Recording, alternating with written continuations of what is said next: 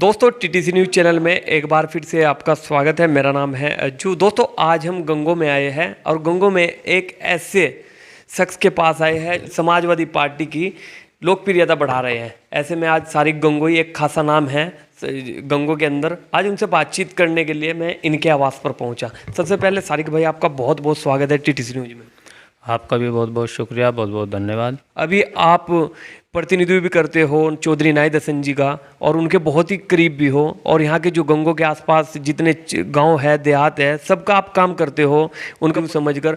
तो क्या आप अंदर जेल में भी गए, किस हाल में है चौधरी नाई दसन? देखिए, नाई दसन से हम जेल के अंदर मिले, लगभग 2-3 बार मिले जी। स्वास्थ्य उनका थोड़ा सा ख़राब भी हुआ था जी, लेकिन जो रूटीन चेकअप होते हैं जी जी वो हुए और माशाल्लाह वो ठीक है बिल्कुल। तो लगातार अर्जी डल रही है कि इस बार नाहिद बाहर आ जाएंगे, इस बार नाई दसन बाहर आ जाएंगे, लेकिन ऐसा नहीं हो रहा है। तो क्या आप लोग ये सोच रहे हैं कि जमानत ही करा कर लाए बाहर, या क्यों नहीं आ रहे? देखिए, नाई दसन ने जनता की लड़ाई लड़ी।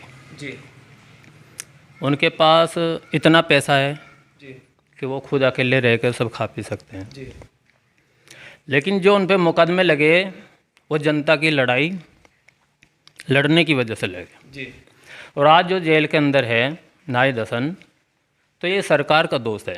सरकार नहीं चाहती कि नाई दसन जेल से बाहर आए। लेकिन उनको कहते हैं कि भड़काते हैं जनता को चौधरी नाई दसन। आप कह रहे हैं कि एक जनता का सेवक है नाई दसन।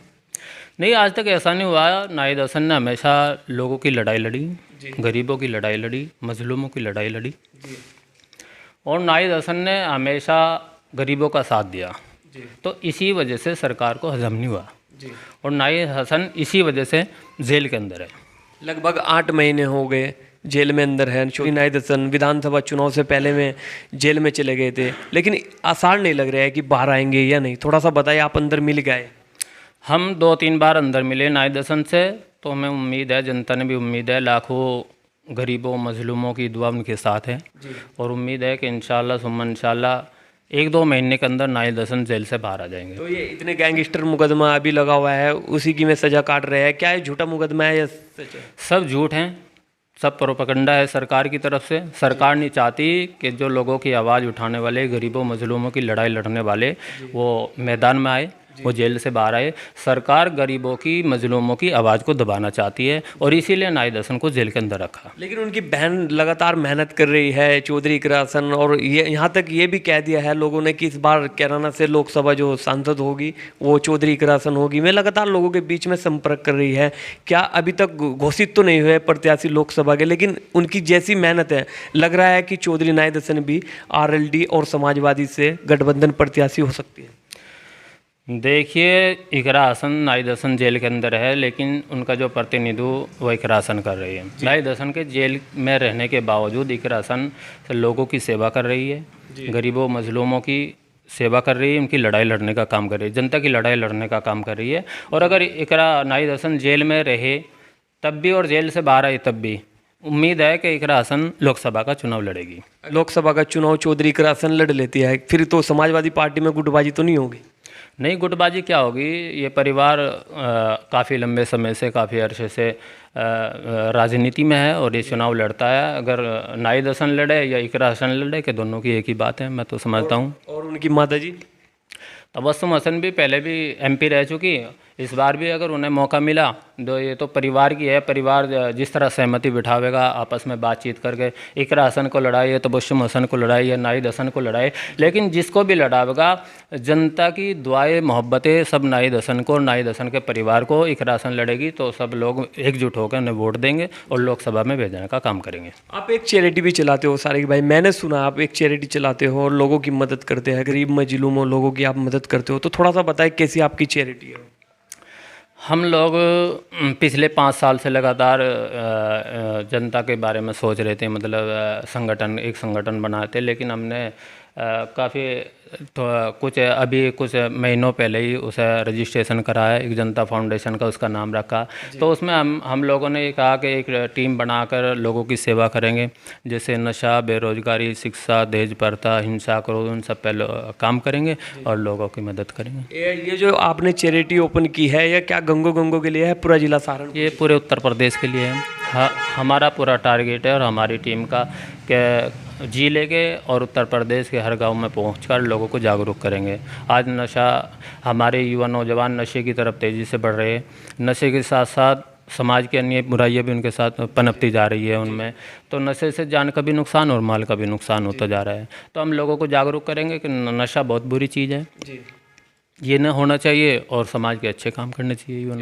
ये तो बहुत अच्छी चैरिटी है। अगर ऐसे लोग और भी साथ आए बहुत अच्छा लगेगा, क्योंकि आप समाज सुधारने में लगे हुए हैं।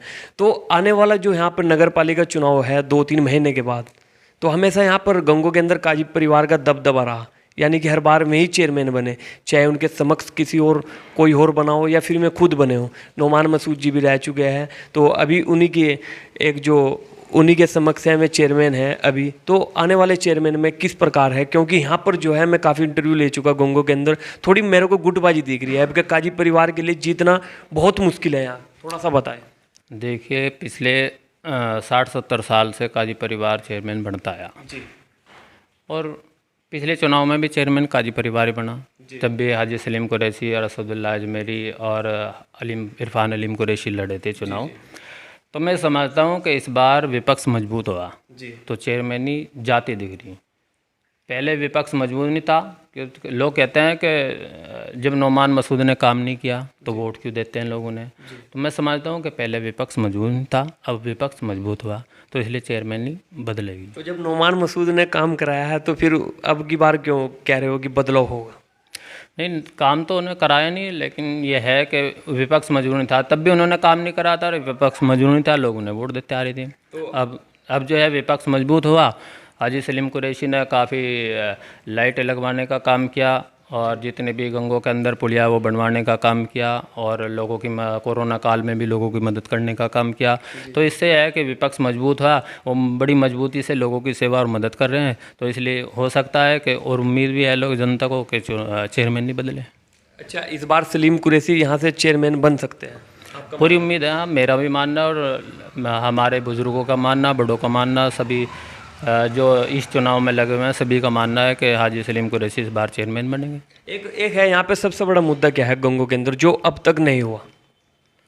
सबसे बड़ा मुद्दा मैं समझता हूँ कि हमारा एक ये खाड़ा जो निर्माण है ये नहीं हुआ। ये सबसे बड़ा मुद्दा है कि कावे यहाँ जो डाबर है हमारे यहाँ, तो लोगों की हज़ारों बीघे ज़मीन जो है वो पानी में डूब रही। इसका अभी तक कोई निर्माण नहीं हुआ, ना इसका कोई सलूशन हुआ। और आज तक उन्होंने इस चीज़ पर कोई कदम नहीं उठाया और न इसके बारे में कोई सोचा। और बताए कोई मुद्दा हो? मुद्दे तो बहुत हैं, युवाओं के मुद्दे हैं, बेरोज़गारी है, जैसा तालीम, एक स्कूल होना चाहिए आसपास के जहाँ युवाओं को या बच्चों को, छोटे बच्चों को पढ़ने में आसानी। कॉलेज तो हैं लेकिन थोड़ा दूर है, तो हम चाहते हैं कि हमारे यहाँ भी आसपास मोहल्ले में कॉलेज होना बहुत ज़रूरी है। शिक्षा स्वास्थ्य कैसा है? स्वास्थ्य कैसा है? शिक्षा भी, युवाओं में शिक्षा की कमी है। अशिक्षा की वजह से ही आज युवा नौजवान बेरोज़गार हैं। मेरी युवाओं से अपील है कि वो शिक्षा पे ध्यान दें। जब शिक्षा तालीम होगी तो अपना रोज़गार खुद तलाश करेंगे। तालीम ना होने की वजह से ही बेरोज़गार हो रहे हैं। और कॉलेज भी बनने चाहिए और उनमें सुविधा भी मिलनी चाहिए और स्वास्थ्य के लिए हॉस्पिटल भी बनने चाहिए। आज क्या होता है कि जब लोगों की तबीयत ज़्यादा ख़राब हो जाती है तो रेफ़र कर देता है सहारनपुर या चंडीगढ़ या दिल्ली। तो ये हमारी गंगों में भी एक ऐसा हॉस्पिटल होना चाहिए जो बाहर ना जाना पड़े मरीजों को। मांग है, ये मेरी मांग है हमारे चैनल के माध्यम से, आपके चैनल के माध्यम से। लास्ट मैसेज क्या दोगे खासकर गंगो वासियों को? मेरा तो यही मैसेज है कि भाई सब चुनाव जो है वो तो आते जाते रहते हैं, लेकिन चुनाव आएंगे और चले जाएंगे, लेकिन कोई भी बात ऐसी ना हो कि जिससे भाईचारा ख़त्म हो आपस में। आप सब मिलजुल कर रहें, प्यार मोहब्बत से रहें, और चुनाव एक दूसरे पे बात तो करें लेकिन भाईचारा ख़त्म ना होना चाहिए। बहुत बहुत शुक्रिया। इन्होंने बहुत अच्छी बातें की कि शिक्षा स्वास्थ्य यहाँ पर गंगों में जो है वो बड़ा मुद्दा है, और हम ऐसी मांग करते हैं यहाँ पर गंगों में कि एक ऐसा कॉलेज बनाया जाए, एक ऐसा हॉस्पिटल बनाया जाए जो रात में या दिन में यहाँ पर रेफ़र कर दिया जाए। ऐसी सुविधा होनी चाहिए। तो दोस्तों, मैं मिलता हूँ आपको नेक्स्ट वीडियो में। मैं हूँ अज्जू मलिक।